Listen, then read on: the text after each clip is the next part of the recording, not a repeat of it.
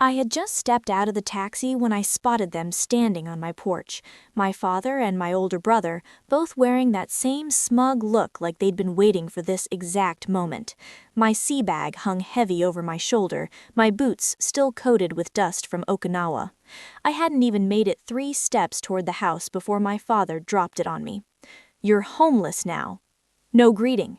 No welcome back, just words that hit harder than anything I'd faced downrange. I stopped cold. "What are you talking about?" I asked, but my brother let out a short laugh into his beer and said, "We sold your house, sis. Try to keep up." They actually laughed at me, their daughter, their sister, coming home from deployment to find everything gone.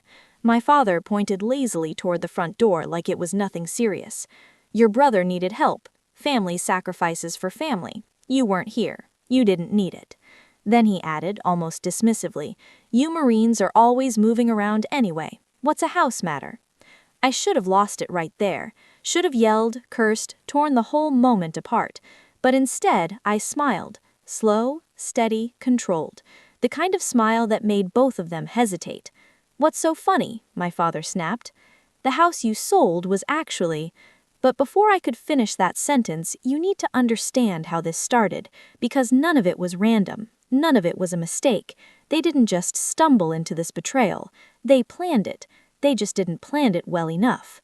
3 months earlier, I was stationed in Okinawa, halfway through a 6-month rotation. It wasn't glamorous work, but it was steady, predictable, and in the Marines, predictable is rare.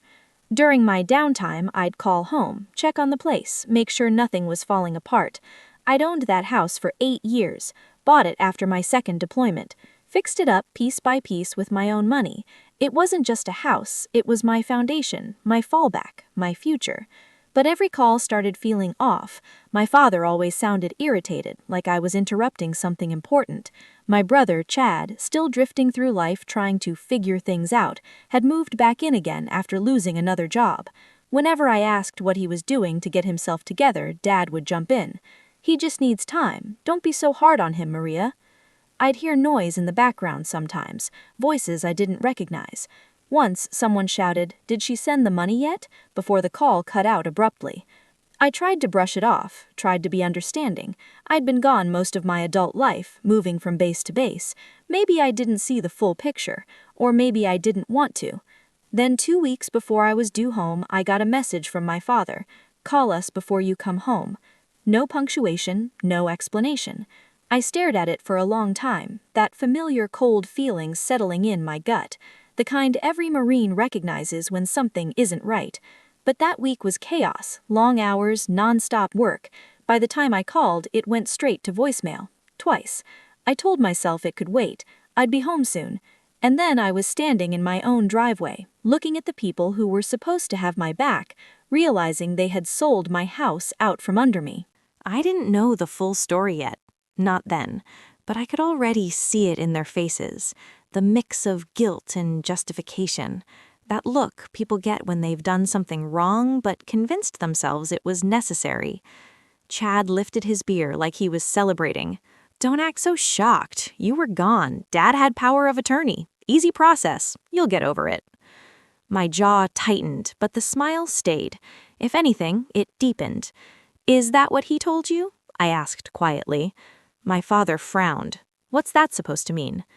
I didn't answer, not yet, because what they didn't realize, what was going to hit them soon enough, was that the house they thought they sold wasn't what they believed it was.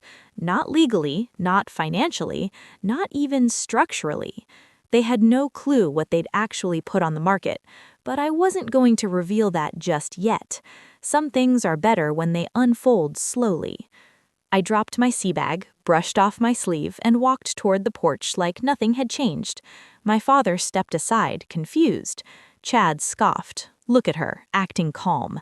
They thought I was calm because I was stunned, because I didn't know how to react. They were wrong. I was calm because I was already ahead of them. Marines don't come home expecting everything to be fine. We come home ready for things to go wrong. And this was nothing compared to what I'd already lived through. I didn't step inside. I stayed on the porch, letting the silence stretch, letting it settle heavy between us, waiting, watching. Finally, my father cleared his throat. "Well, you're gonna say something?" I tilted my head, studying him. This man who used to wake up early just to make me breakfast, the one who stood at my boot camp graduation, eyes shining, the one who hugged me so tight before my first deployment I could barely breathe. Somewhere along the way, that man disappeared. "When did you sell it?" I asked evenly. 3 weeks ago, he said. "It was the right call. Your brother needed help." Always Chad, always his needs.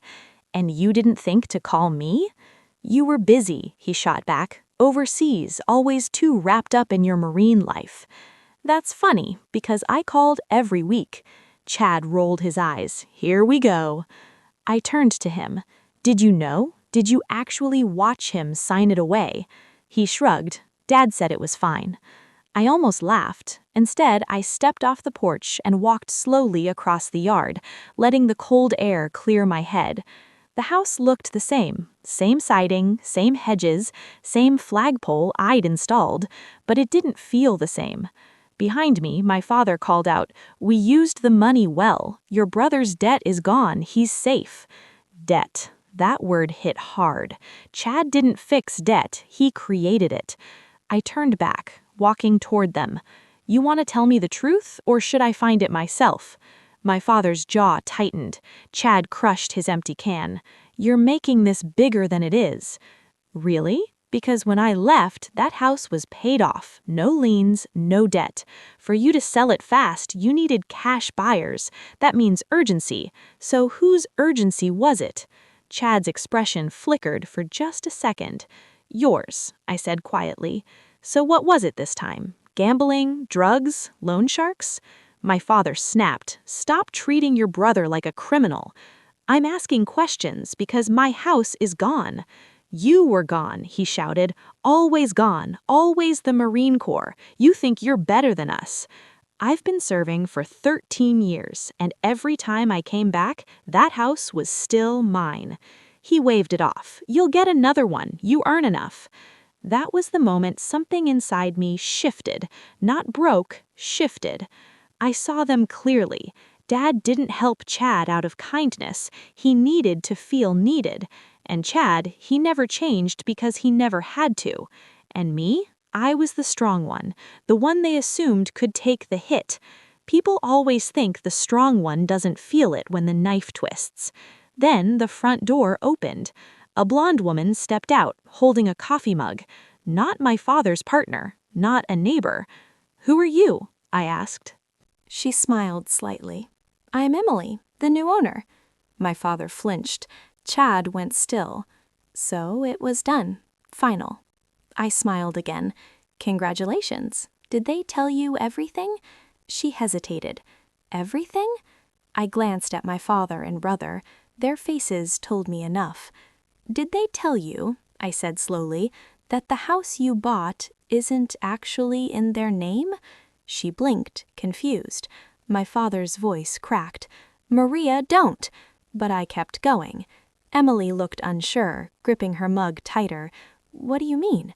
"The paperwork might look fine," I said evenly, "but paperwork doesn't always tell the full story." I let the silence hang, watching my father's face flush and Chad's confidence fade. "Who handled the sale?" I asked her. "A man named Benson," she said. "He said he was helping your family." Of course he was. "No attorney present?" I asked. She shook her head. "He said it wasn't necessary." Quick. That's how these things happen. Fast deals, fast lies. My father stepped forward. "That's enough. You're scaring her." "You sold her something you didn't own," I said. "You dragged her into this." He rubbed his forehead. "We weren't here. We did what we could." "Or what was easiest," I replied. I turned back to Emily. "I'm sorry, but this sale isn't what you think." I pulled out a folded document. "This house was purchased with a VA loan. That comes with protections. You can't just sell it like this, not without proper authorization." Her eyes widened. "This is a federal issue," I added. My father went pale. Chad looked like he'd been caught red-handed. "Power of attorney doesn't cover this," I said. "Not legally." "Is the sale invalid?" she whispered.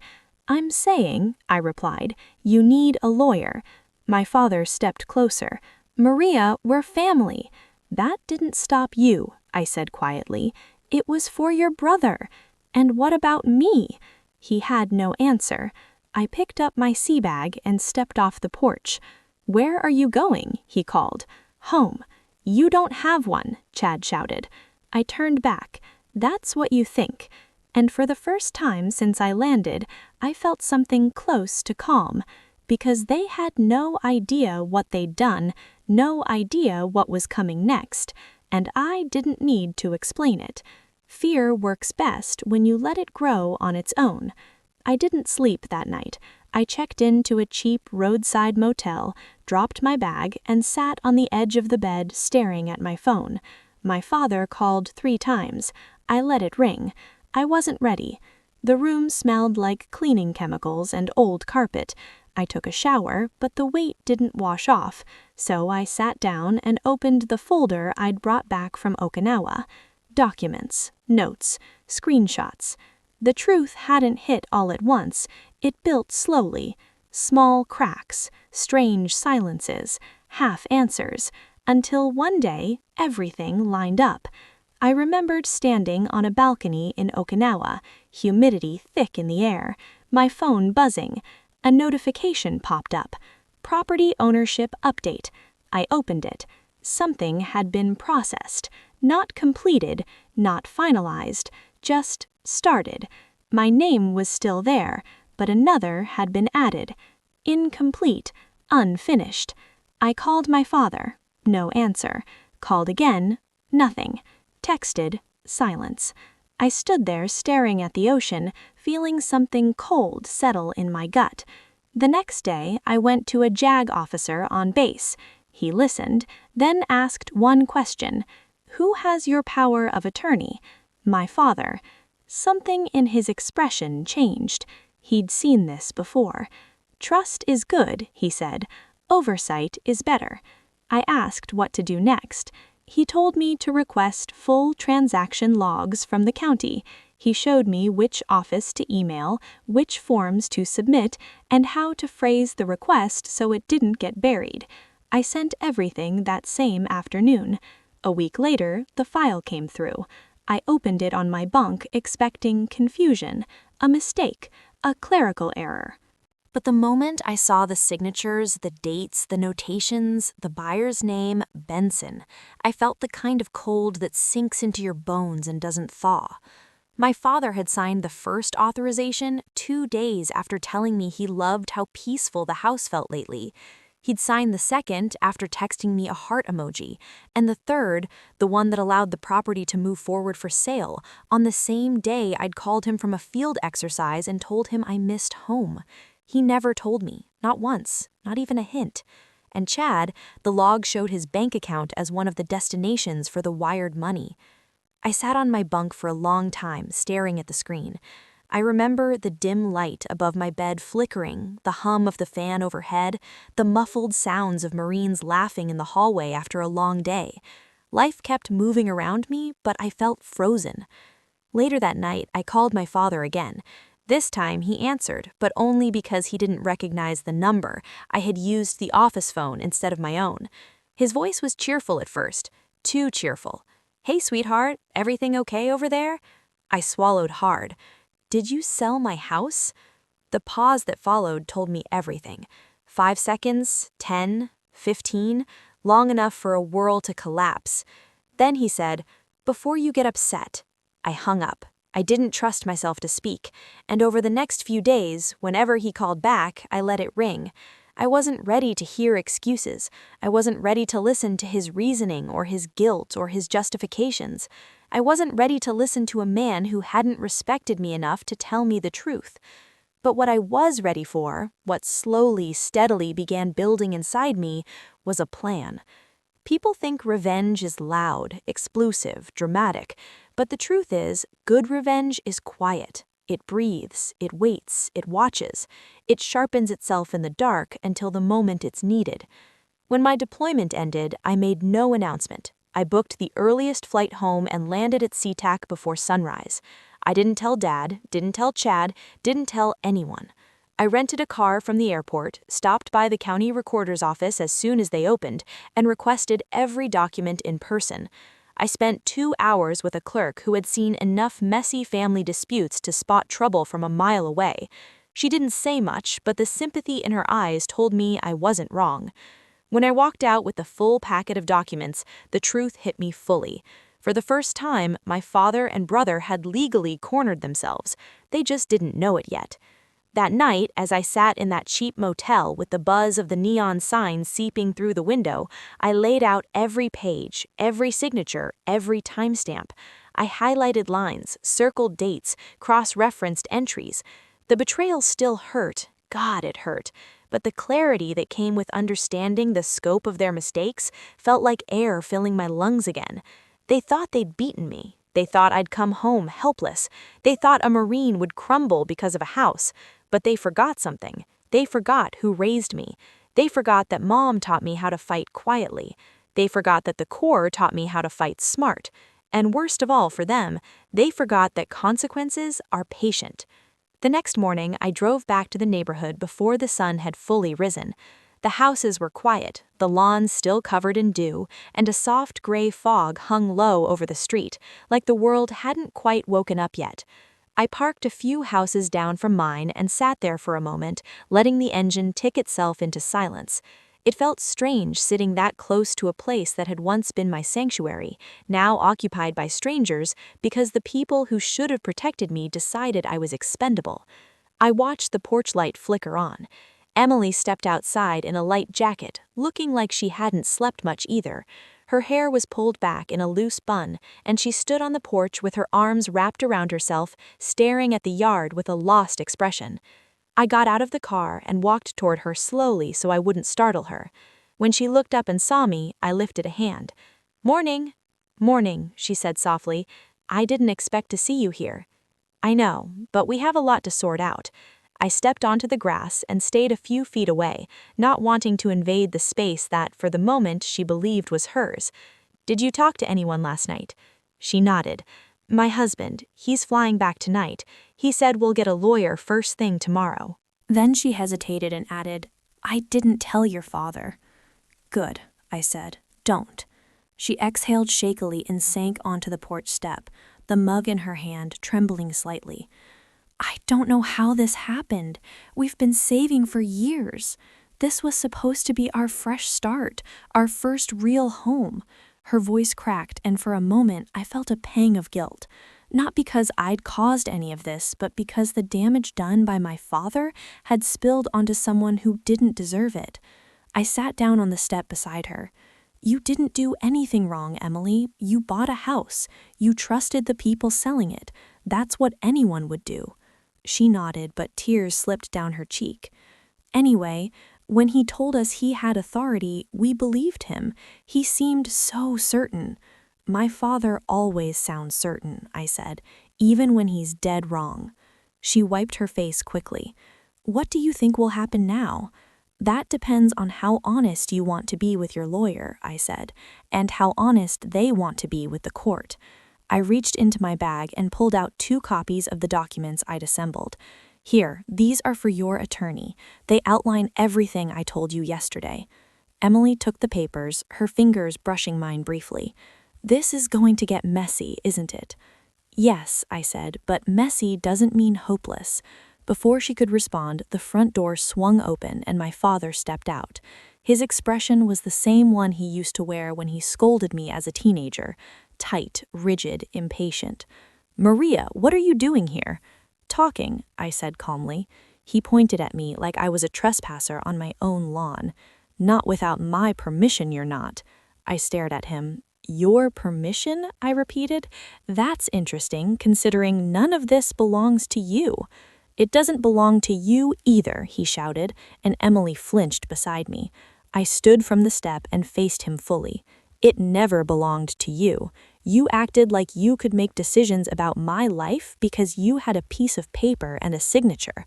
Power of attorney isn't ownership, Dad. It's responsibility, and you abused it.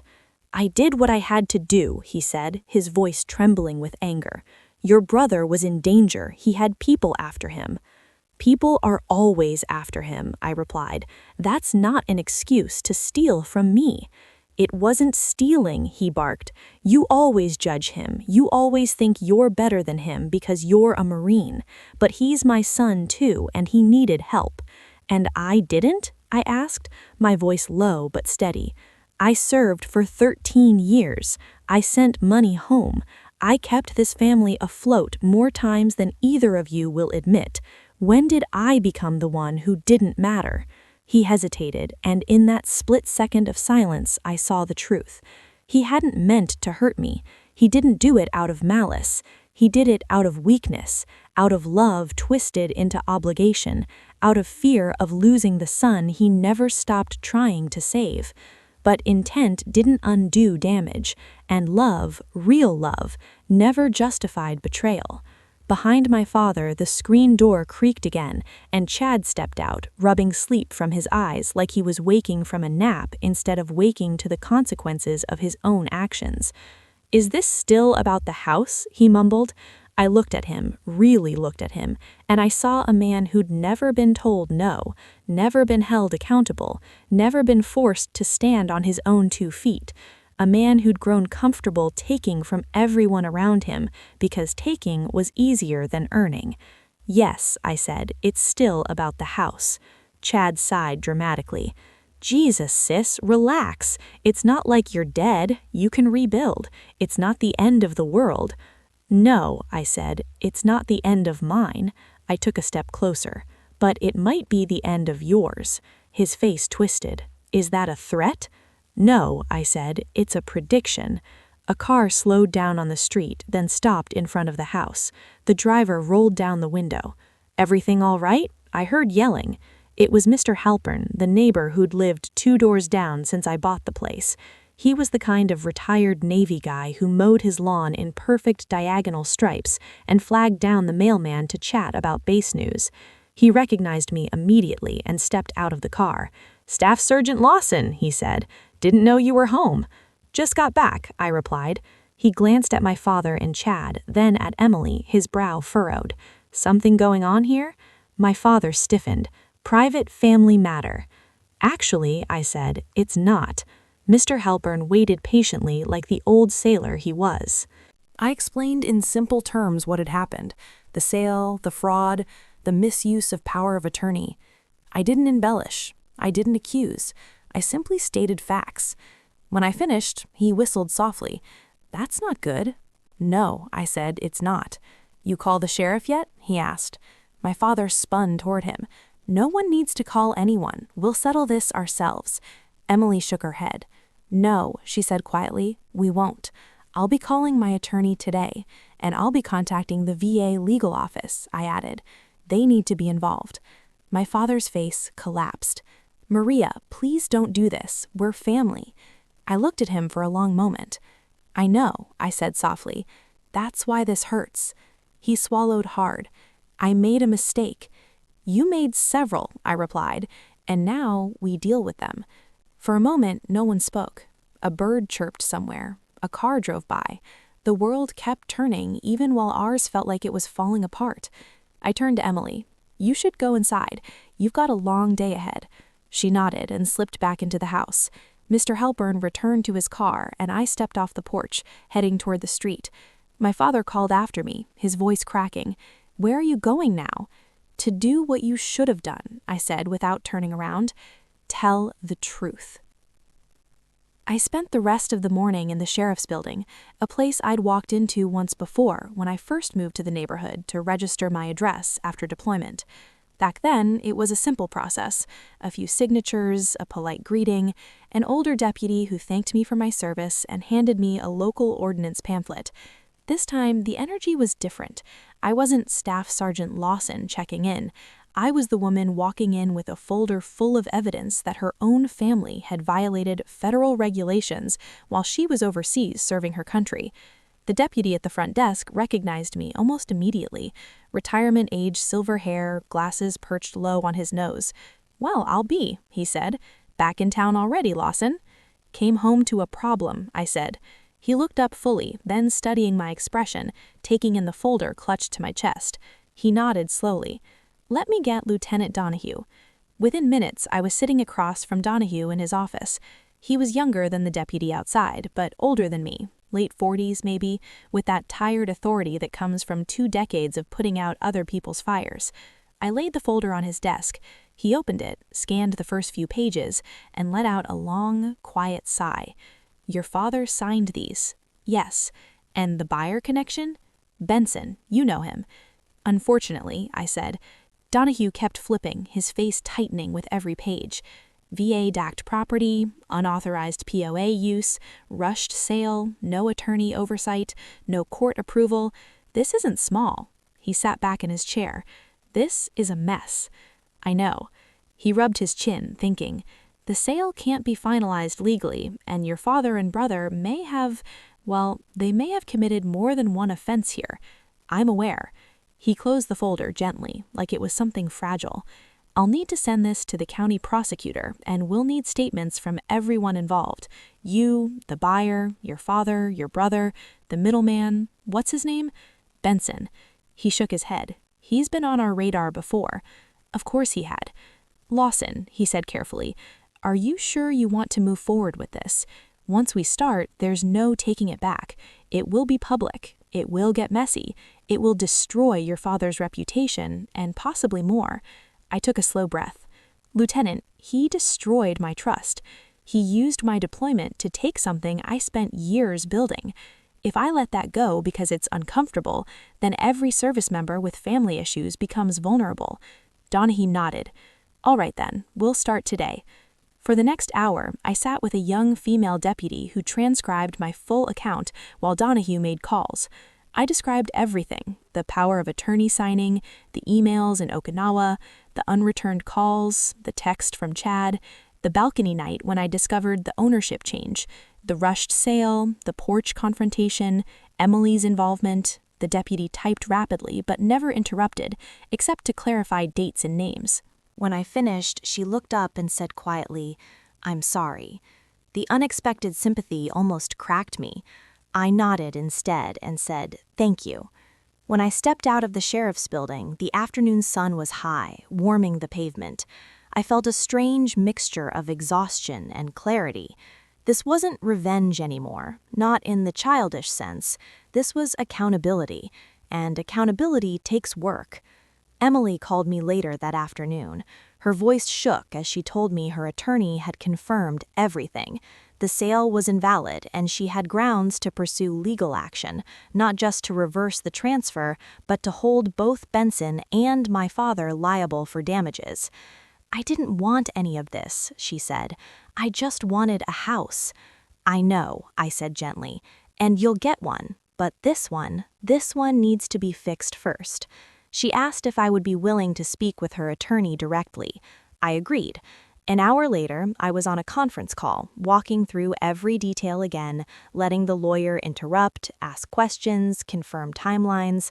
The more I talked, the calmer I felt, like every word was lifting another weight off my chest.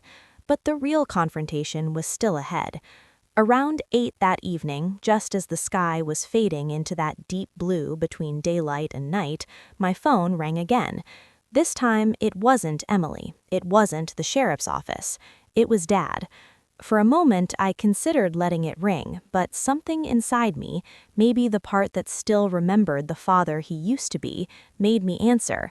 He didn't yell this time. His voice was small, tight, almost brittle.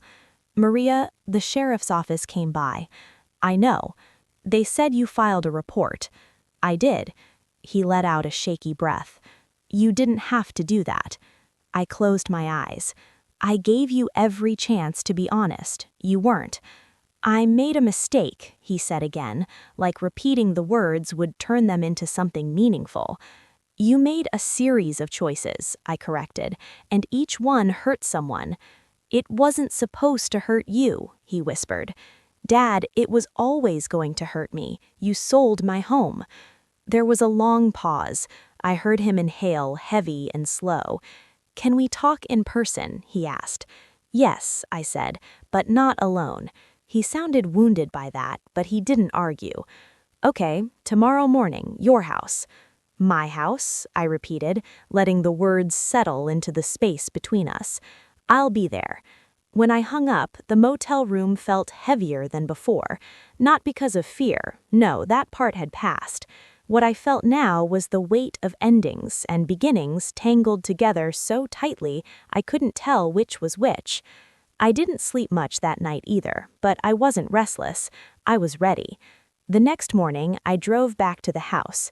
Emily was there with her attorney. The sheriff's deputy arrived shortly after. Then my father and Chad pulled up in Dad's truck, both of them looking smaller than I'd ever seen them look.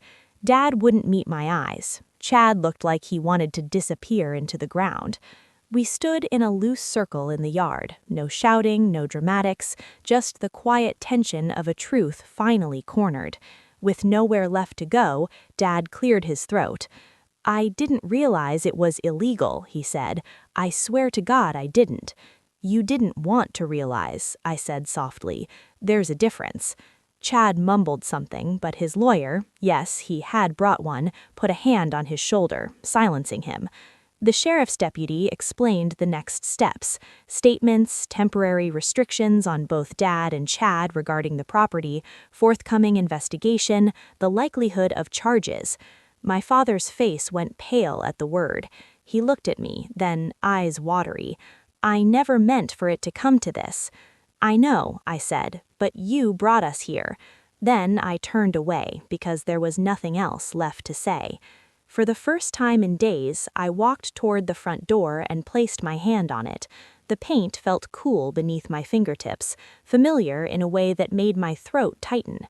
I didn't open it, not yet, but I stood there long enough to feel something returning, a sense of home, not because the house was safe, but because the truth was.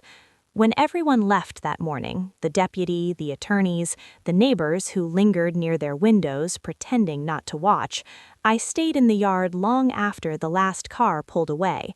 The air was cool and still, carrying that quiet heaviness and neighborhood feels right after a storm. My father and brother had driven off without a word. Emily and her attorney had gone to file their paperwork, and I stood alone on the small patch of grass I used to mow every Sunday morning, letting the silence settle around me like a blanket I didn't know whether to wrap myself in or shake off. I finally opened the front door slowly, cautiously. It felt like walking into a memory that wasn't mine anymore. The living room looked different. Emily had rearranged the furniture, added soft blankets, hung pictures of her family on the walls. But underneath the new touches, I could still see the shadow of my own life. The dent on the floor where I dropped a toolbox 3 years ago. The little scratch on the doorframe when I moved my dresser alone. The faint outline on the wall where my medals once hung. Homes change, but they remember. I walked through the place room by room, not to claim anything back that moment, but to remind myself that I hadn't lost everything. The decision was now in the hands of the law, the attorneys, the county, and the VA, and for the first time since this nightmare started, I trusted that process more than I trusted anything my father could say or do. The last room I visited was my bedroom.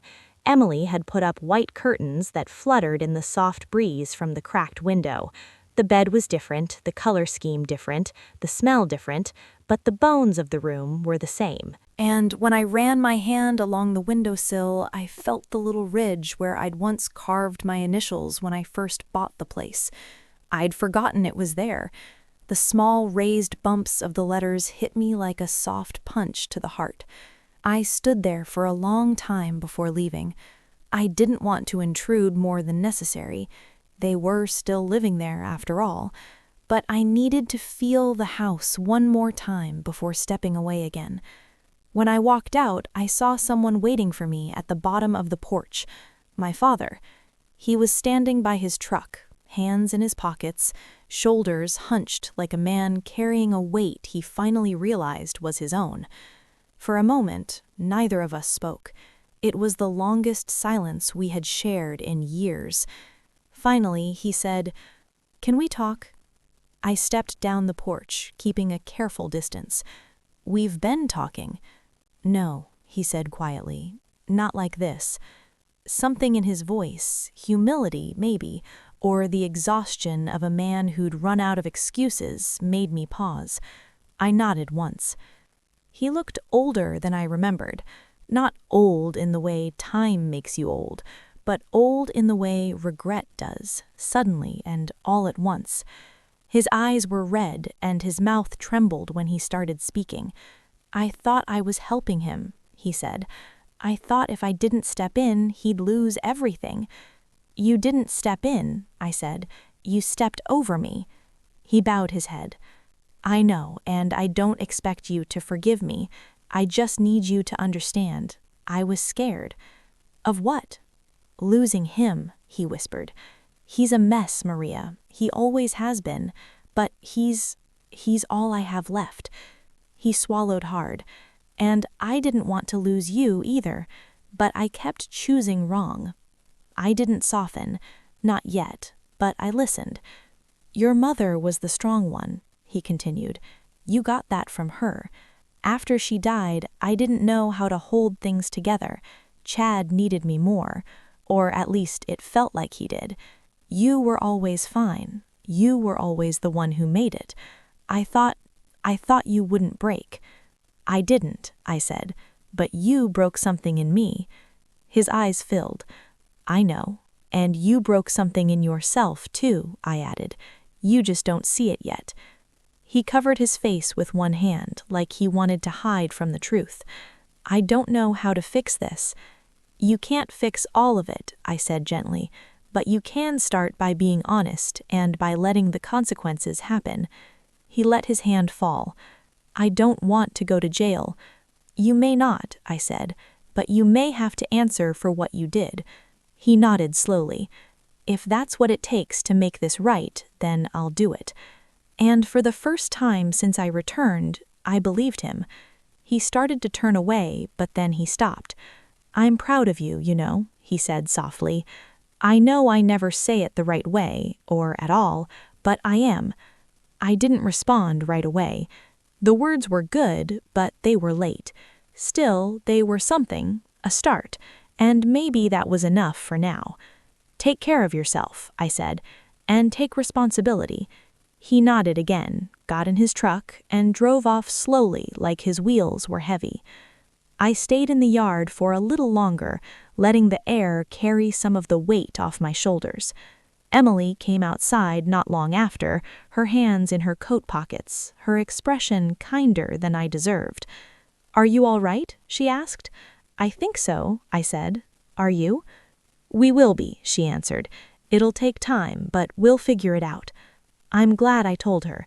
"No matter what happens, I want you to land on your feet." She smiled a little. "You too." The next weeks unfolded slowly. Attorneys met, papers were filed. Benson disappeared for 2 days until the sheriff found him hiding at a friend's trailer. Chad attended mandatory meetings with a public defender. My father gave a statement that lasted 3 hours and left him pale and shaking, but he didn't back out. He faced what he had done. And the house, after enough legal wrangling to fill a drawer, the sale was officially voided. Emily and her husband were reimbursed through the county's emergency fraud fund while pursuing compensation from Benson. My house remained mine, though it would be months before everything settled enough for me to move back in. But that was all right. Healing takes time.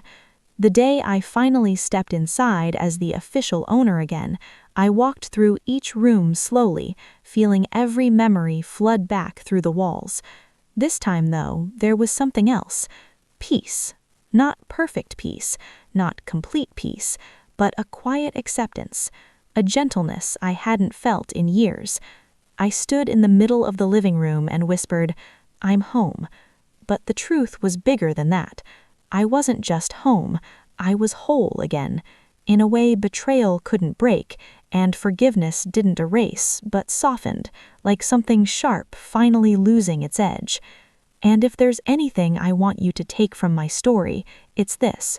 Family can fail you. People can disappoint you.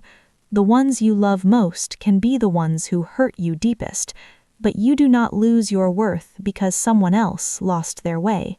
You do not stop deserving a place in this world because someone tried to take it from you. And sometimes, just sometimes, the hardest journeys bring the clearest lessons. If my story moved you or reminded you of someone in your life, or if you've ever faced a moment where you had to stand up alone, feel free to share your own story. And if you want more like this, I'd be honored if you'd stay with me for the next one.